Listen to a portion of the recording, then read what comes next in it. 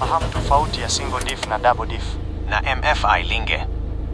Tofauti ya single diff na double diff ipo kwenye idadi ya differential diff kwenye mfumo wa kupeleka nguvu kwenye magurudumu ya nyuma ya lori. Kwa lugha rahisi sana. Moja, single diff ni nini? Single diff ni lori ambalo lina differential moja tu kwenye axle ya nyuma. Sifa zake: lina axle moja ya nyuma yenye diff moja. Magurudumu yanayopewa nguvu ni mawili ya nyuma. Mfumo wake ni mwepesi na rahisi kutengeneza. Hutumika zaidi kwa mizigo ya kawaida. Faida: linatumia mafuta kidogo ukilinganisha na double diff. Matengenezo ni rahisi na gharama ndogo ukilinganisha na double diff. Gari huwa nyepesi pia.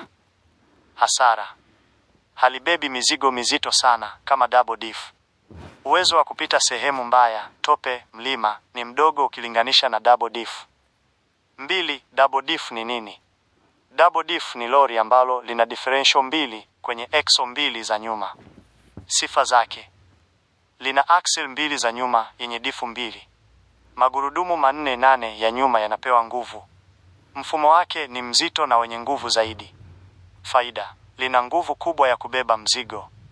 Linaweza kupita barabara mbaya, tope na milima.